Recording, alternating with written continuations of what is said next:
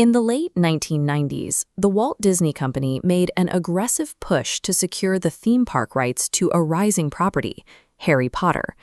Author J.K. Rowling came to the table with firm rules.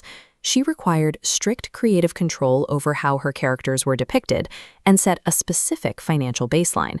If those numbers weren't met, she was prepared to walk. Disney balked and offered a compromise that fell short of her baseline. So she packed up her demands and walked away from the largest entertainment conglomerate on Earth. A few years later, she signed a multi-billion-dollar agreement with Universal Studios.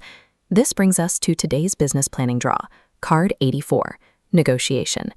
The core thesis of the card is printed right at the top. You must be fully prepared to lose a great deal in order to make a great deal. Think about buying a used car. If you fall in love with the paint job before you check the engine, you have lost your leverage. Emotional attachment makes you blind to the cost of a bad deal. Power at the negotiating table does not come from aggressive tactics or pounding your fists.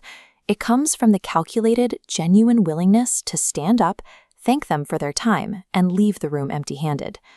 Let's break down the tactical steps on the back of the card. Before you make a single demand, your job is to listen. You have to find out what the other party actually values.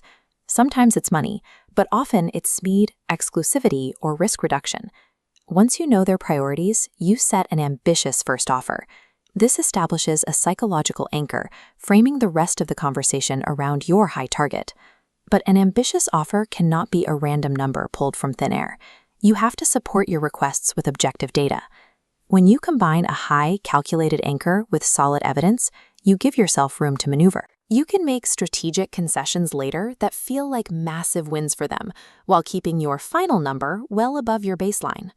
Now, pull up a current business project you are working on.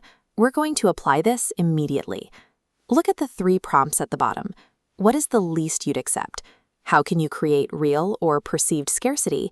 And how can you communicate shared values to make the process enjoyable? I want you to pause this video right now. Take 5 minutes, pick just one of these prompts, and write your answer down on paper. Welcome back. The most common fear at this stage is that setting a high anchor will offend the other party and blow up the deal. This chart shows the mechanics of why that doesn't happen when executed correctly. When you introduce hard data to justify your anchor, like market rates or historical value points, you neutralize the offense. The conversation moves away from personal greed and toward objective metrics. This setup mathematically guarantees your safety. Any downward movement from your initial anchor still lands comfortably within your concession zone, securing a successful outcome.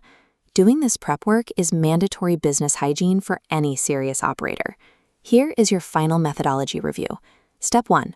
Establish a strict, unemotional walkaway baseline before you start talking. Step 2. Open the negotiation with a high target and defend it entirely with objective data. Step 3. Design your eventual concessions so they provide mutual benefits, allowing the other side to feel victorious. Mapping these 3 elements out in advance physically removes anxiety from the process. When you know your numbers, desperation disappears from the table. So here is your final challenge. Audit your own business right now. Identify the specific client or deal you are holding onto strictly out of fear.